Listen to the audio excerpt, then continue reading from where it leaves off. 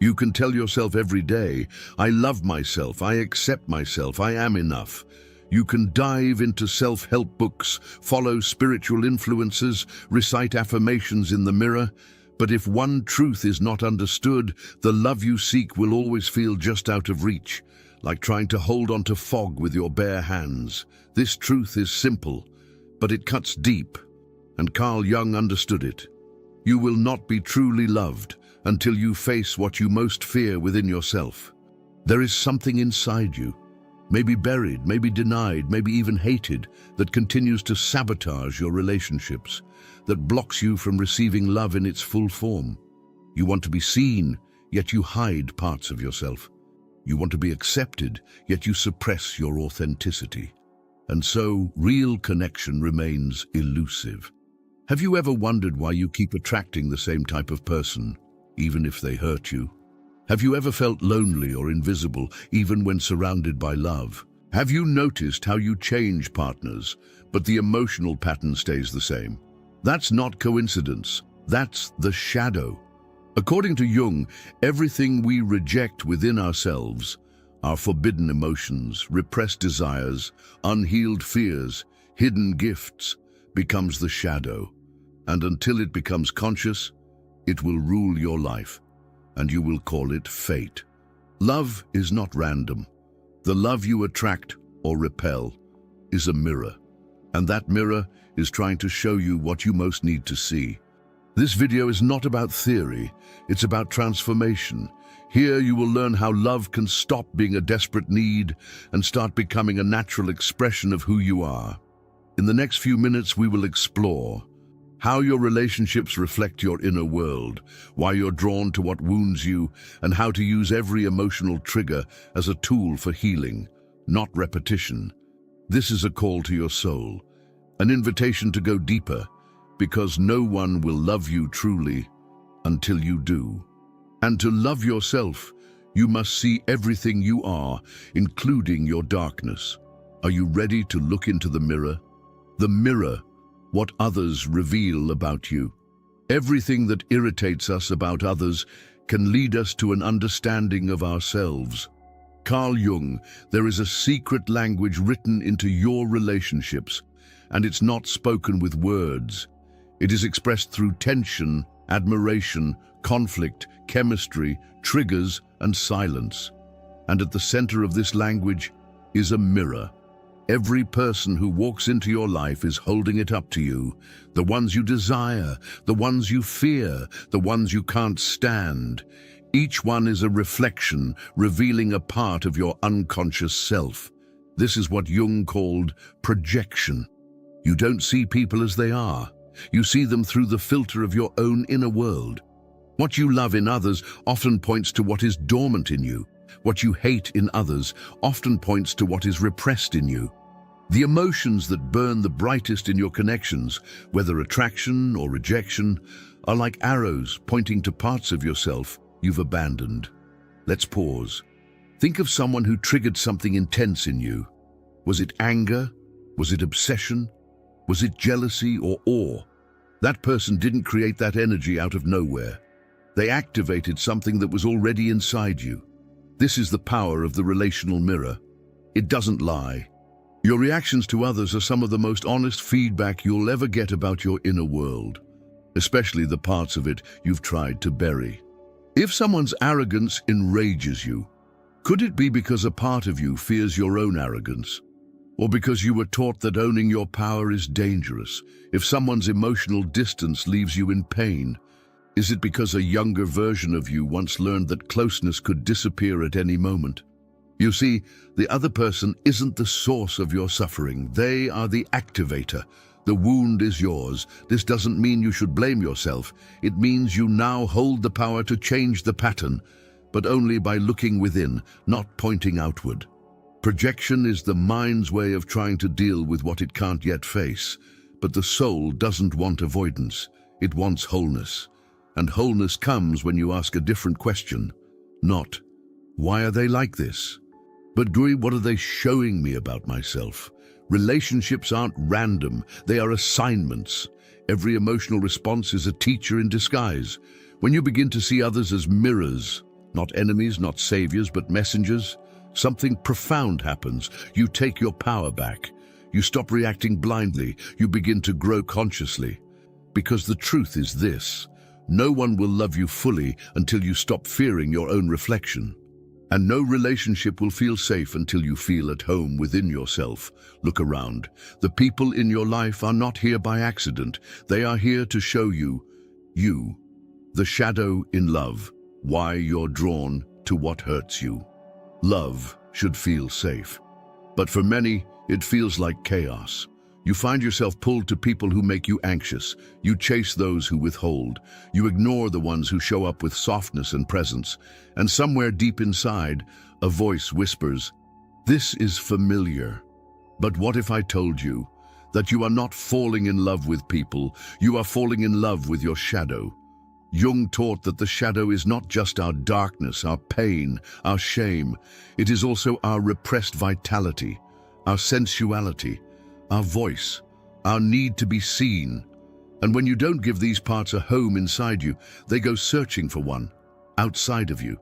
That's why you might be drawn to someone wild when you've always been the responsible one. Why you crave intensity when your life has been all about control. Why you feel addicted to someone who makes you feel small. Because somewhere deep down, a part of you believes you are. This isn't love, it's a mirror. One that reflects the places where your soul is still starving. You don't chase them. You chase a part of yourself that you see in them.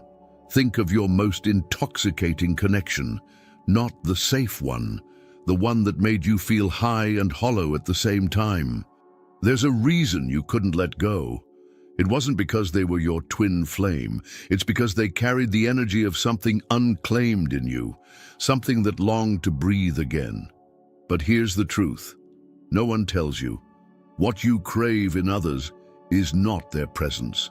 It's your own essence, mirrored in their behavior, their confidence, their emotional unavailability. And what hurts is not their rejection. What hurts is the reminder that you've rejected yourself first. Jung would call this falling in love with the animus or anima, the unconscious inner partner we search for in the outer world. But we don't fall in love with wholeness. We fall in love with the fantasy of completion, and that fantasy will always break your heart. Why? Because no one else can carry the pieces of you that you are unwilling to reclaim. This is why you sabotage healthy love. This is why you push away those who offer peace and chase the ones who bring emotional fire. Because one part of you craves healing, but another part fears it. Love, real love, requires you to meet yourself. And sometimes your soul chooses someone who will break your heart, not to punish you, but to wake you up. So the next time you're pulled towards someone who feels like a beautiful storm, ask yourself, is this love? Or is this a shadow calling me home? The invisible cycle, repeating patterns and subconscious programming. Why do we end up in the same kind of relationship over and over again? Different faces, same story. Why do we keep choosing people who make us feel unseen, unloved, or unworthy? It's not because we're broken, it's because we're programmed. What most people call chemistry is often just familiar pain. The human psyche is wired for what it knows, even when what it knows is suffering. If love in your early life was inconsistent, conditional, or tied to performance, your nervous system will search for that same experience in adulthood, because the familiar feels safe, even when it hurts. You see, your relational blueprint was written long before your first heartbreak. It was shaped in your childhood, etched into your subconscious by the way love was given or withheld. If you grew up walking on eggshells to earn affection, you may now feel drawn to partners who make you work for love. If you were emotionally abandoned, you may find yourself obsessing over people who are emotionally unavailable. It's not your fault, but it is your responsibility. Because here's the painful truth. You don't attract what you want. You attract what you believe you deserve. And those beliefs, they're invisible.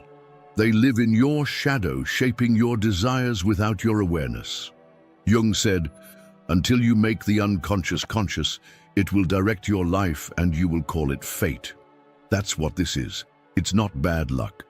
It's not a curse. It's a psychological loop playing on repeat. And it continues until you stop asking, why do they keep hurting me? And start asking, what inside me keeps inviting this in? This is the first step to breaking the cycle. Radical self-inquiry. Look at your relationship history like a map. Where are the patterns? What keeps showing up? Do you lose yourself in love? Do you shrink to be chosen? Do you fall for potential, not reality? Every pattern is a message from your subconscious. Every repetition is a wound asking to be healed. But awareness alone is not enough. You have to reprogram your nervous system to stop confusing intensity with intimacy or chaos with connection. That means learning to sit with discomfort, to resist the urge to chase the familiar, to choose peace even when your body is screaming for drama. Because healing isn't just emotional, it's biological. Your brain has created strong neural pathways around these patterns, and to change them, you must create new experiences that contradict the old script. At first, healthy love might feel boring. Stability might feel like emptiness. But that's not a sign you're doing it wrong. It's a sign you're healing. The cycle ends not when someone else changes, but when you stop needing them to fill a space you were meant to fill yourself. And from that place, that wholeness, you no longer chase love that hurts. You attract love that mirrors your freedom. Wounds of love, how the fear of being yourself sabotages connection. You say you want to be loved, but do you want to be seen? Not the version of you that pleases, performs, or plays it safe. Not the curated self, the real one. The messy, vulnerable, wounded self that you learned to hide long ago. Because here's the paradox. We crave intimacy, but we fear exposure. At some point in your life, you were taught, through words, silence, or pain, that parts of you were too much or not enough, too sensitive, too intense, too needy, not lovable, not worthy. And so you began to fragment, to split yourself into pieces, to show only what was acceptable and bury everything else. That buried self, that's your shadow. And while it stays hidden, so does your ability to love and be loved fully. Carl Jung knew that what we suppress doesn't disappear, it waits. And in love, it waits for a stage, because relationships are the theater where the unconscious comes to perform. You might find yourself constantly accommodating your partner, shrinking to avoid conflict, or silencing your truth to preserve connection.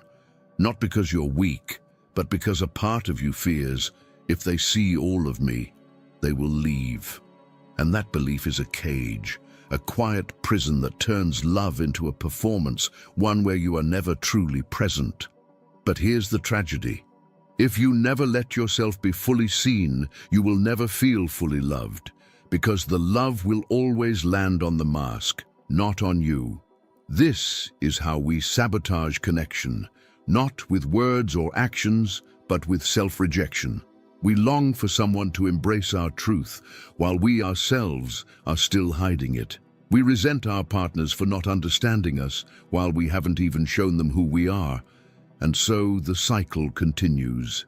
Distance grows, loneliness deepens, and the relationship breaks, not because of a lack of love, but because of a lack of authenticity. But here's the miracle. When you begin to show up as your whole self, not perfect, not polished, just honest, something changes. You stop attracting people who love your image and start connecting with those who resonate with your truth. Of course, it's terrifying. There's risk. You might be rejected. You might be abandoned. But here's what's worse. Living your entire life unseen, even when someone's eyes are on you. Jung taught that healing is not about becoming good. It's about becoming whole.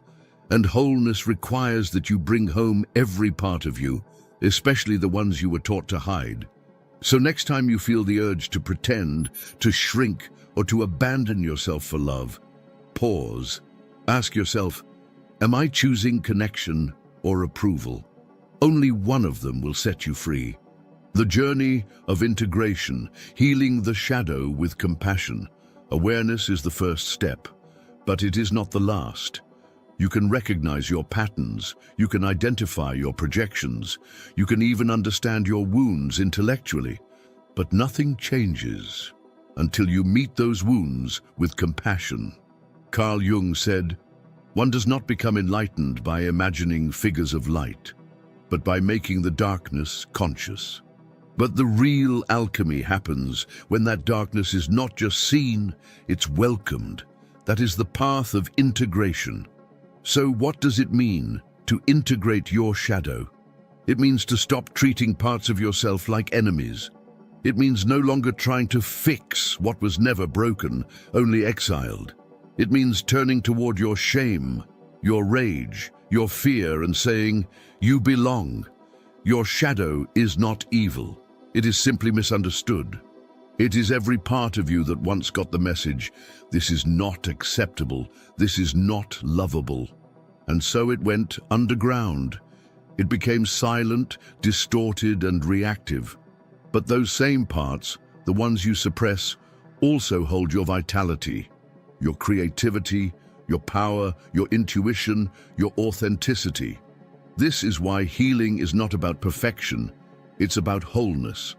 And wholeness only comes when you stop splitting yourself into pieces. But here's the challenge. Your shadow doesn't show up as a whisper. It often shows up as a trigger, as jealousy, as rage, as self-sabotage. These aren't signs you're failing, they're invitations. Every emotional reaction is an inner child asking, "Will you finally listen to me now?" So, how do you begin the journey of integration? It starts with presence. When you feel triggered, instead of numbing or blaming, pause. Ask, what is this emotion trying to protect? What wound is it pointing to? And then, listen, not to judge, but to understand. Write a letter to the part of you you've tried to silence, the needy one, the angry one, the one who longs for connection but fears rejection. Tell them you see them. Tell them they're safe now. This may sound simple, but it is sacred work. You are reparenting yourself. You are offering to your inner world what no one else ever did. Unconditional acceptance. Over time, your shadow stops needing to scream. It softens. Because it no longer needs to fight for your attention.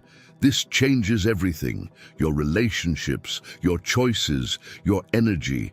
You stop projecting your pain onto others. You stop needing them to validate what you have finally given yourself. And from this integrated place, love becomes something radically different. No longer a desperate search for someone to complete you, but a shared space of authenticity where two whole people come together, not to fill a void, but to expand truth. This is the essence of shadow work. Not becoming someone new, but remembering who you were before the world told you to hide. When love stops being a need and becomes presence. Most people don't fall in love. They fall into dependency. They don't seek to share love. They seek to feel enough. And so love becomes a transaction.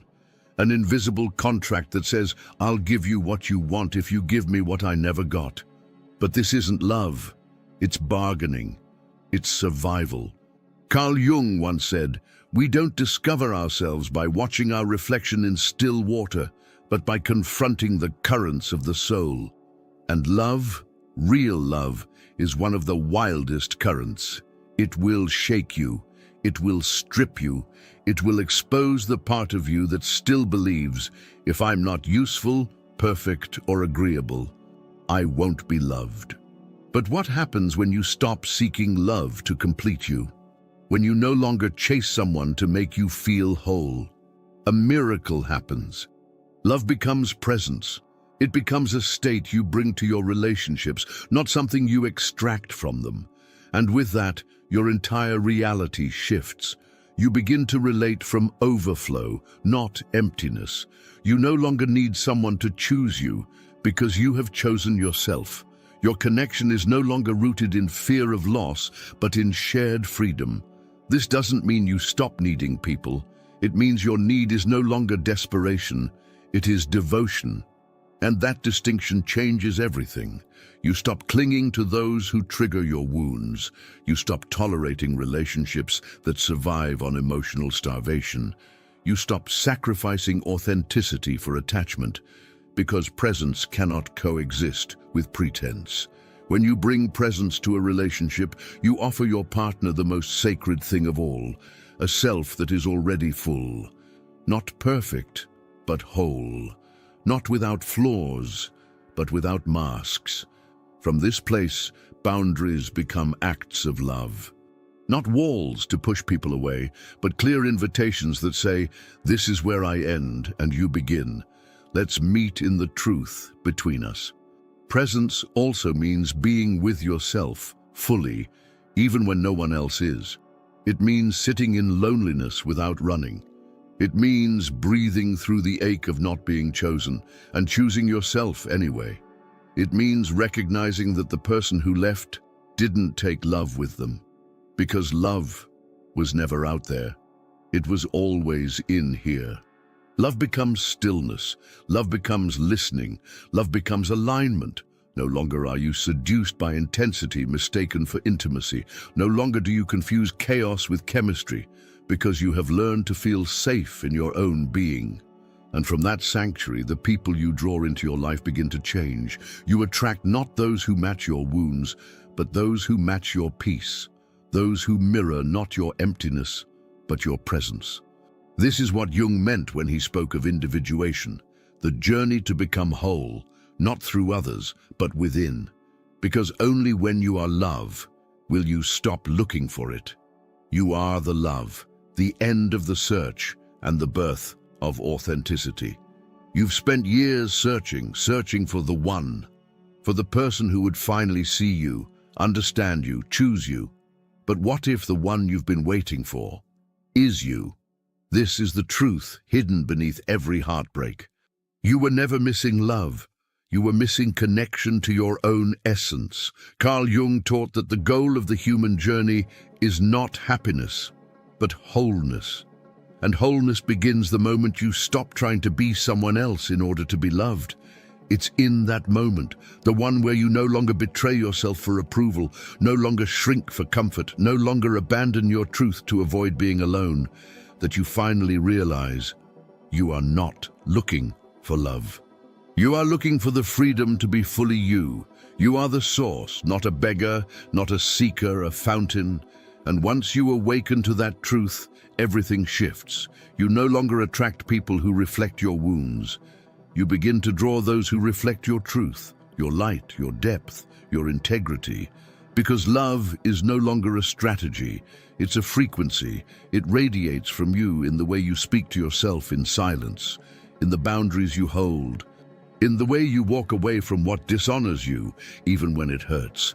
This is the death of the persona and the rebirth of the authentic self. And with it comes a new kind of relationship, one rooted in resonance, not rescue. You don't need someone to heal you. You've become your own healer. You don't need someone to choose you. You've chosen your own wholeness. And in this space, love becomes sacred, not because it completes you, but because it mirrors the fullness you've already found. Your partners are no longer placeholders for your unmet needs. They are companions in your expansion. You don't project your unworthiness onto them. You stand beside them, two sovereign souls, choosing each other from abundance, not addiction. This is not the fantasy love we were sold. This is soul-level love. Not the kind that makes you lose yourself, the kind that returns you to yourself. And here's the final paradox. When you stop chasing love, when you stop begging for it, proving yourself for it, bleeding for it, you realize it's been with you all along. Love is not something you find, it's something you become. So breathe, rest, let go of the chase. You are not broken, you are not too much, you are not hard to love. You are love remembering itself. And when you live from that truth, every relationship becomes an expression, not of longing, but of your own radiant wholeness. The soul that loves is the soul that has remembered itself. So much of our suffering in love does not come from rejection. It comes from forgetting who we are. We were told love was something to earn, something to be worthy of, something someone else holds the power to give or withhold. But now you know, love is not a destination. It's a mirror, and you are the one holding it. Throughout this journey, we've uncovered a truth that hides in plain sight. That the people who trigger you are showing you your shadow. That your romantic patterns are echoes of childhood wounds. That the love you chase outside is a reflection of what you've abandoned within. But most of all, that the wholeness you long for is not something someone else can give you.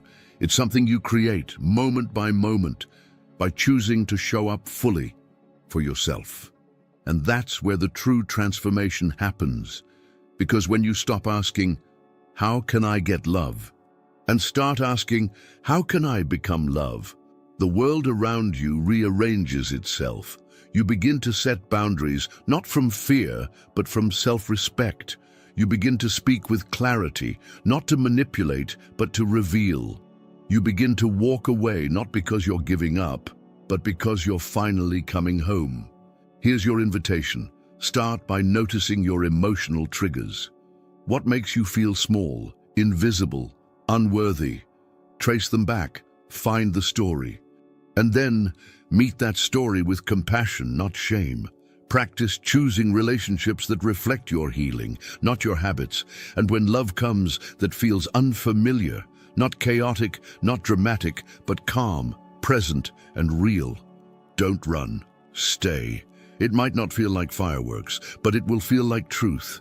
And truth is what your soul has been craving all along. This is not the end. This is the beginning. The beginning of loving not from fear, but from freedom. Not from emptiness, but from embodiment. So remember, no one will love you until you understand this. And once you do, you will never need them to. Because now you know, you are the source. You are the mirror. You are the love. And the soul that truly loves is the soul that has remembered itself.